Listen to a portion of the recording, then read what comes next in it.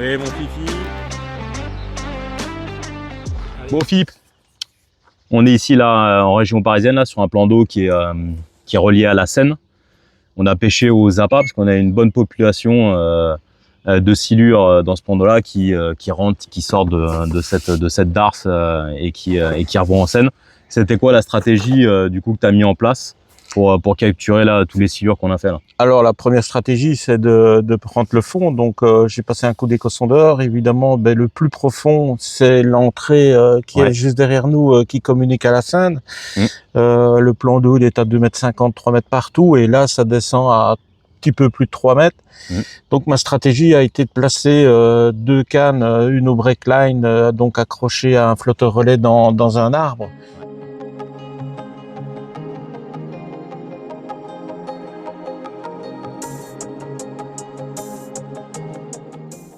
Et une autre avec une bouée dans les plus grandes profondeurs à décoller d'1 mètre au-dessus du fond. Et donc la deuxième stratégie, c'est de venir placer juste tout près de ces deux vifs qui traînent là, deux cannes aux appâts. Que j'utilise, on reviendra plus tard, des appâts qu'on a mis au point.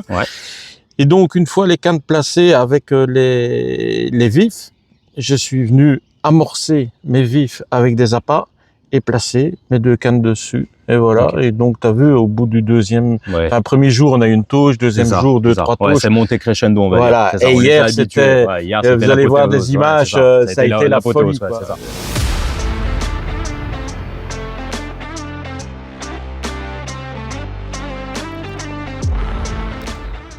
Donc ouais, en gros c'est ça, c'est qu'on a un plan d'eau donc qui est globalement plat avec pas mal d'herbiers. Les silures on ne rentre pas forcément vraiment à l'intérieur. Par contre effectivement dans le goulet qui va vers la Seine, on a une petite cassure et effectivement donc on a mis deux canaux vifs à peu près dans cette cassure là, un peu profond. Et en dessous, on a effectivement tapissé d'appâts, bouillettes, pelets, etc. pour faire un amorçage un peu de zone. Comme ça, au moins, ça concentre l'activité autour des pelets et des bouillettes et aussi autour des vifs. Et ça fait en gros une pierre deux coups. Voilà. Et on a remarqué que toutes les touches étaient quasiment à revenir. Il n'y a pas de touches qui sont parties dans le chenal comme j'avais peur. C'est des poissons qui reviennent, quoi. Voilà, dans le chenal, il y a plein d'arbres cassés, enfin plein d'arbres immergés. Et j'avais peur justement de ça. Des poissons qui venaient de la Seine et qui rentraient dans le plan d'eau pour se nourrir. On les a fusillés. Et du coup, on les a, voilà, vu qu'ils rentrent, on les a fixés là et du coup, on a réussi à on ne prend pas toujours tout ce qui rentre, mais tout ce qui a goûté aux appâts, ils repartent dans la Seine, ils reviennent. Et puis ils reviennent forcément. Une fois qu'on les a habitués. Voilà, hier c'était la folie, quoi. Ok, super. Ok. Donc là, on va parler donc produits. C'est vrai que nous, quand on est en mode silure, on est en pêche verticale, en fireball, on est au cassant, etc., etc. La pêche aux appâts, depuis quelques années, ça commence à prendre vraiment beaucoup d'ampleur. Finalement, moi, j'ai pêché la carpe pendant pas mal d'années.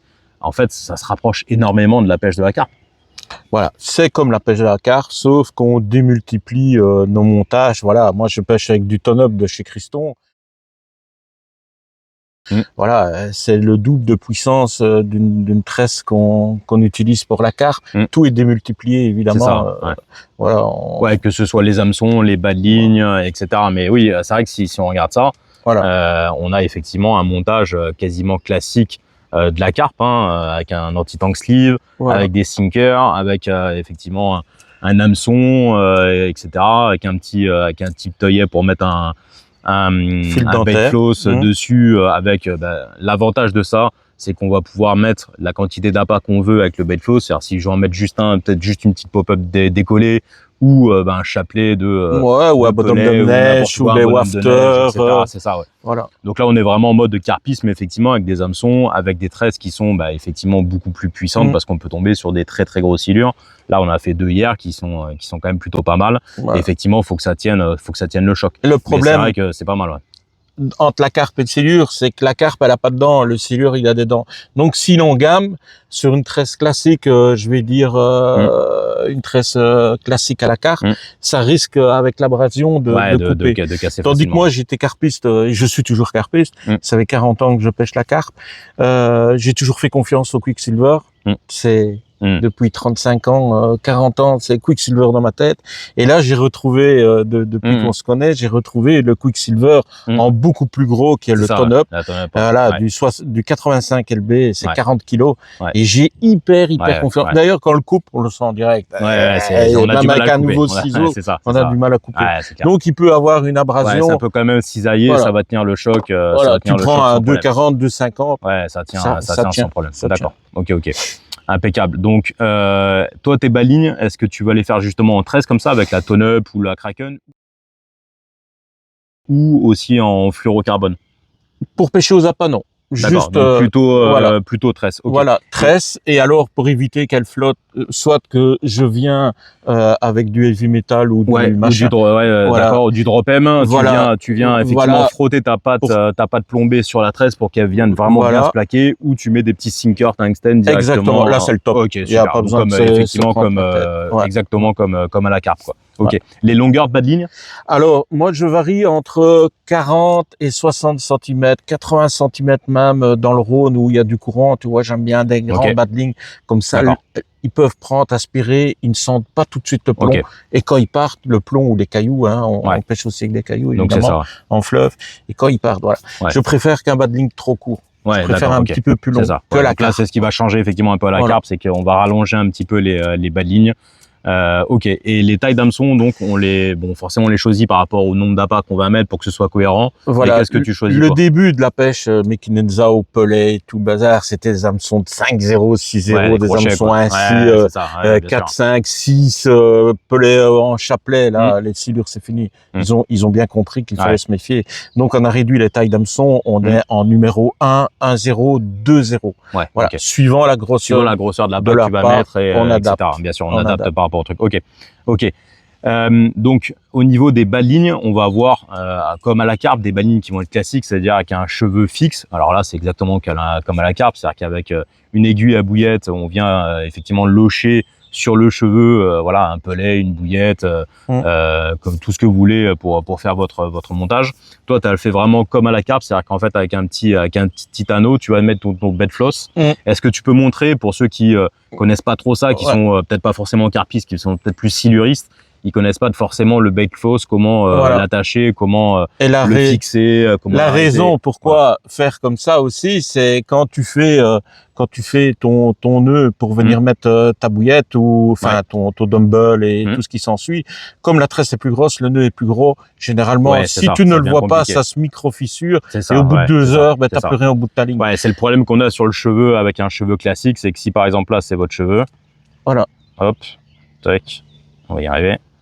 Si là c'est votre cheveu classique, en fait le nœud, vu que la tresse est quand même assez épaisse pour le silure, le nœud est épais, donc effectivement quand on vient glisser les bouillettes dessus, elles ont tendance un petit peu à s'éclater parce que le nœud est gros. Donc soit faut prendre un foret la bouillette avec un foret ou moins de 2 mm, mais c'est toujours un peu plus compliqué. Donc effectivement l'intérêt du bed floss, ça va être aussi d'ailleurs de changer le nombre d'appâts très facilement par rapport à un cheveu qui est fixe. Exactement. Où là, il va falloir à chaque fois changer le banning par rapport au nombre d'appâts qu'on va mettre, quoi. Allez, je te laisse. Voilà. Donc je le passe dans l'anneau, je le double, généralement par rapport au carpus, je le double. Je le passe dans l'anneau, comme ça. Voilà. Là, je vais prendre mon appât. Donc tu vas mettre souvent plutôt une pop-up, c'est-à-dire une bouillette flottante et une bouillette dense, histoire de faire quelque chose d'équilibré. Voilà, ou un wafter directement. Ou un wafter qui est déjà équilibré. Voilà, elles existent en wafter aussi. Ok. Donc là, ma flottante. Donc toi, tu utilises les appâts Fish and Feeds. Je sais que tu travailles bien avec eux et que tu développes aussi des appâts qui sont conçus vraiment pour le silure. C'est vrai que c'est pas des appâts carpe qu'on met comme ça, c'est que vous avez vraiment développé des gammes spécifiques pour la pêche du silure. Pour la pêche du silure, Et on a développé exactement la même que pour la carpe, donc des boules surdosées. Généralement, nous, on utilise des dumbbells surdosés, des pop-up et des wafters. On a développé aussi, ce qui n'a pas dans les autres gammes, c'est pour la pêche en fleuve ou en grosse rivière où ça coule, on a développé des coussins. Donc, c'est des dumbbells carrément aplatis. D'accord, Et donc, ça ne roule pas. Ça évite de rouler, ça reste bien sur le fond. D'accord, ça, c'est vraiment top. Tu reprends donc ton baline avec ton bait floss. Voilà, on prend le bait floss. Voilà, donc tu viens passer le bait floss, donc le fil dentaire à l'intérieur, donc ton petit crochet de ton aiguille à bouillette. Voilà, tu fais une petite boucle à la main. Voilà, donc là, tu mets ton fil. Tu viens glisser donc tes appâts. Tu viens les coller donc sur le petit anneau. Voilà. Voilà, donc là, l'appât est en place. Il va rester donc un surplus de base flows, donc de fil dentaire. Et en fait, qu'on va venir brûler petit à petit. Et ça va donner en fait une boule, en gros, de plastique fondu. Et qu'on va venir écraser et coller en fait à la bouillette. Et ça va faire en fait notre stop bouillette. Et ça va venir en fait coller nos appâts directement sur le cheveu. Et là, notre baling est fait. Que tu mettes 2 pop-up, voilà, un pop-up. C'est ça, c'est que là, en fait, ça nous a pris 10 secondes. Voilà. Si demain, on dit, bah, c'est un peu plus compliqué, il faut en mettre qu'une, bah, hop, on met un tout petit bed flows, on en met qu'un. Ou si demain, on dit, bah, ils sont fins, il faut mettre des plus gros appâts, boum, on en met 3, 4. Ce qui est bien avec ça, c'est qu'en fait, avec un dumbbell ou avec des appâts équilibrés, bouillette dense, c'est qu'en fait, ça va venir s'équilibrer sur le fond. Ça va rester quand même un petit peu décollé, enfin voilà, par rapport au fond, ça va venir comme ça va se poser. Les appâts vont avoir quand même tendance finalement à être un peu décollés du fond, et avec les petites vibrations, ça va quand même un peu bouger, etc. Et on a remarqué quand même que pour le silure, c'était un tout petit peu mieux que d'avoir un appât qui est posé sur le fond. Posé sur le fond. C'est souvent un peu, voilà, un peu comme un leurre en fait, un peu plus attractif, le fait que ça bouge un peu. C'est mon coup de cœur, c'est le bonhomme de neige, voilà, comme les carpistes. Comme pour les carpistes. Voilà. Ou alors je mets 1 ou 2 wafters pour que aussi ça bouge. Et suivant les modèles d'hameçons, il y a des hameçons qui sont plus légers ou plus lourds. Ça vient vraiment s'équilibrer et se poser vraiment doucement. On pourra faire une démonstration là sur le fond. Et vraiment, tu vois vraiment. Et là, c'est la moindre aspiration. Ça part tout seul. Ça rentre dedans et Ok. Bon, ben ça, c'est super. Au niveau des cannes, donc qu'est-ce que toi, tu vas utiliser? Qu'est-ce qu'on a utilisé ici? Voilà. Pour justement les pêches aux appâts et même au vif, parce qu'on a mis aussi 2 cannes au vif. Voilà, sur des cannes au vif, je suis plus sur des cannes un peu plus raides, un peu évidemment, plus puissantes, pour que, voilà, puissance. Et sur des cannes aux appâts, vu qu'on a des plus petits hameçons de 1, 0, 2, 0, je suis plus sur une canne un peu plus souple de la pointe, pour que quand on arrive dans le bord, pas qu'il y ait un décrochage ou que ça arrache carrément de la gueule. Donc chez Sportec, j'ai trouvé ces fameuses cannes là que tu fais. J'ai trouvé mon bonheur dans les cannes bateau. C'est des cannes entre 150 et 300 grammes de puissance, 3 mètres. C'est vraiment la taille idéale pour moi, en tout cas. 3 mètres, 150 grammes de puissance. Et quand tu as le poisson qui te remet un coup de rush, ça ne reste pas trop raide. Et tu ne décroches pas. Ouais, ça amortit. C'est bien. Ok. Donc pour les pêches, là, on a pris les 4 Fire CS2 en version Bodge, qui sont des cannes qui sont vraiment faites pour la bouée, pour le cassant, qui sont effectivement assez puissantes, mais qui sont faites pour ça, donc c'est logique. Et pour les pêches aux appâts, donc on a sélectionné la Jolokia 4 en version boat, donc c'est une version un peu 4x4, un peu passe-partout. On va effectivement pêcher aux appâts, mais on peut aussi pêcher un peu au cassant, etc., à la bouée et tout ça. Mais effectivement, ça fait partie des cannes qu'on a développées spécifiquement aussi pour la pêche aux appâts, avec une action bien spécifique, avec des longueurs de talons, des anneaux aussi, qui sont aussi spécifiques parce que souvent, alors nous, on a le bateau, donc c'est simple, mais les carpistes jettent aussi pas mal du bord. Et donc, on a conçu justement des anneaux qui sont assez gros, qui sont déportés pour ceux qui jettent du bord, même à longue distance, pour que ça puisse, vu qu'on a des tresses qui sont un peu plus grosses qu'à la carpe, pour que ça puisse passer facilement dans les anneaux. On a allongé le talon pour le mettre justement sur un pic bouée classique, histoire que le moulinet soit en dehors du pic. Et puis qu'on ait une canne qui soit bien à la verticale. On peut pêcher aussi, on vous montrera tout à l'heure, on peut pêcher aussi bien entendu sur un rod pod comme le font les carpistes. Donc ça c'est vraiment parfait, quoi. Ok, est-ce que tu as un dernier petit conseil, un dernier petit tips, quelque chose à partager aux personnes qui veulent se mettre à la pêche aux appâts pour le silure? Ouais, j'ai pas grand chose à rajouter pour la pêche aux appâts au silure. Par contre, pour la pêche à la bouée ou au breakline, il y a un produit fantastique que Climax fabrique, c'est le Bungie, Et donc c'est un amortisseur, donc c'est un élastique. On peut l'utiliser aussi, mais voilà, ça c'est des tout gros hameçons, on peut l'utiliser de diverses façons. Et donc c'est un élastique qui permet d'amortir et que le poisson ne sente pas tout de suite qu'il est piqué. Et donc je mets ça aussi sur mes flotteurs sous-marins, sur mes bouées avec le poisson. Et il vient, il teste, parce que les vieux poissons, ils ont 30, 40 ans, ils sont déjà fait prendre plusieurs fois. Ils ont plus de photos que Johnny Hallyday sur les magazines. Bien sûr. Et donc, ils viennent, ils testent, et ils se font pas piquer. Et puis, quand ils sentent qu'il n'y a pas trop de danger, ils prennent, ils cassent. Donc, c'est ça, en fait. L'intérêt du Bungiri, c'est qu'un élastique qui est entouré, en fait, d'une tresse qui est très, très costaud, en plus de 100 kg de résistance. Il y a pas mal de versions. Là, c'est une version pellet avec, comme le montage de Philippe, avec un œillet avec laquelle on va pouvoir mettre des gros appâts dessus. Il existe une version simple, des versions avec des flotteurs sous-marins, etc. C'est assez large.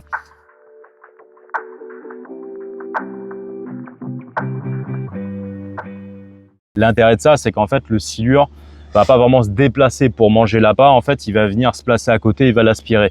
Quand les poissons sont un peu tatillons ou pas hyper actifs, etc., ils vont se mettre à côté. S'ils aspirent et qu'ils sentent la moindre résistance, souvent, ils vont se barrer, c'est terminé. L'intérêt du Bungiri, c'est que justement, vu que c'est un élastique qui va être souple, il peut aspirer et le silure, en fait, va sortir aucune résistance. Et ça va pouvoir justement permettre à l'appât que vous allez utiliser, que ce soit des appâts en vif ou en pellet, etc., de bien venir à l'intérieur de sa gueule et venir se piquer proprement, quoi. Donc ça, effectivement, c'est un brevet donc Climax, un brevet allemand qui est déposé en Allemagne.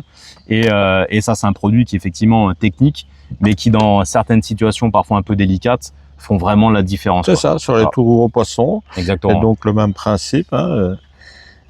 Voilà. Et comme c'est un plus gros hameçon, ben là, je mets 2 bouillottes flottantes généralement et il vient s'équilibrer sur le fond. J'ai pris pas mal de très gros poissons l'année passée avec ce système. J'ai trouvé génial. En plus, bon, ben, j'ai une région qui est réputée super difficile. J'habite à Tarascon. Et donc, j'ai arrivé à prendre des poissons entre 2,30 et 2,40 quelques-uns l'année passée, et je suis sûr que ça a fait la différence. Ce système a fait vraiment la différence par rapport aux autres systèmes. Ils viennent et ils ne se méfient pas trop. Voilà, et la bouboule. C'est parfait. Et là, on essaiera après en off. Et donc voilà.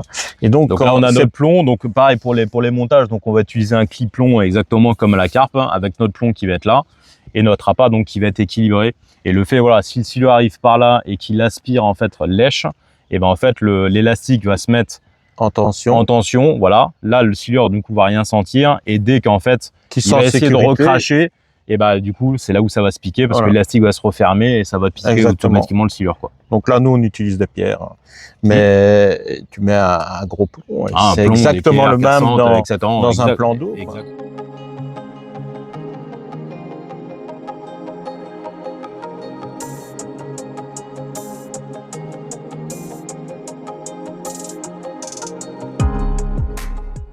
Donc ce qui va, pour un peu conclure tout ça, ce qui peut être intéressant dans la pêche aux appâts, c'est que dans certaines situations, en plan d'eau ou en rivière, quand les poissons parfois boudent un peu les vifs, qu'ils soient petits ou gros, etc., le fait quand même de pêcher aux appâts permet de se différencier, faire des gros coups avec des gros amorçages, etc. Ça peut faire venir aussi beaucoup de monde, que ce soit des petites carpes, etc. Et le silure, en fait, bah, lui, toute l'attractivité qu'il va y avoir entre les appâts, les petits poissons qui vont venir pour manger les pelets, etc., lui, il va venir tout rafler. Voilà. Et dans pas mal de situations, c'est intéressant en fait de combiner comme on a fait, des cannes aux appâts et des cannes aux vifs, parce que finalement c'est complémentaire et ça permet de faire la différence. Et là, ce qui est bien, c'est que finalement, en fait, on a fait autant de poissons aux appâts qu'aux vifs. C'est la preuve. Et on a vu que finalement c'était une bonne complémentarité, une bonne stratégie en fait de pêche, d'assimiler les deux, quoi. Ouais. Et l'avantage des appâts, c'est que tu achètes 5 kilos, tu pars pêcher, quoi. Les vifs, il faut aller les pêcher. Il y en a pas toujours dans les magasins de pêche. Et c'est quand t'en as besoin, que t'arrives au bord de l'eau, t'as bien vu, dire à mettre des feeders. Eh ben, on n'a rien pris, des machins comme ça. Donc, c'est quand même la facilité, C'est la facilité, comme, entre le pêcheur de carnassier qui va pêcher avec des vifs et qui a des leurres, tu choisis tes leurres dans ta boîte, quoi. C'est la facilité. C'est clair. Ok, bah super. On va mettre quelques montages dans l'eau pour que vous puissiez comprendre un peu comment le montage est fait, comment il comment ils se comportent dans l'eau, etc. Et puis voilà, on va vous donner quelques images des résultats qu'on a fait sur cette session avec Philippe là, qui était quand même assez sympa, plutôt pas mal. Et puis voilà, et puis n'hésitez pas si vous avez des questions à nous les poser sur nos différents réseaux sociaux, que ce soit YouTube, Facebook, Instagram sur donc Sportex France, et on sera un plaisir de vous guider sur le choix des produits, sur les balines, sur les cannes, sur les tresses, etc. On a 3 marques, Sportex, c'est les cannes, Criston et Climax, c'est tout ce qui est filament, fluorocarbone, bas de ligne, et on pourra vous orienter bien entendu vers tous ces produits-là techniques qu'on a conçus, quoi. Merci Philippe. C'est moi qui te remercie de ton invitation. À la prochaine session alors. On s'est éclaté. Ciao. On termine cette session, notamment pas mal aux appâts avec Philippe. Grosse soirée hier. On fait quasiment un quadruplé en l'espace de très peu de temps. On est ici à la Darse, en région parisienne, sur les étangs de Carpassens. Et voilà, les appâts fonctionnent plutôt bien. Ça a cartonné. On va lâcher ces jolies tissilures. Et puis on va aller attendre les cannes pour la dernière journée.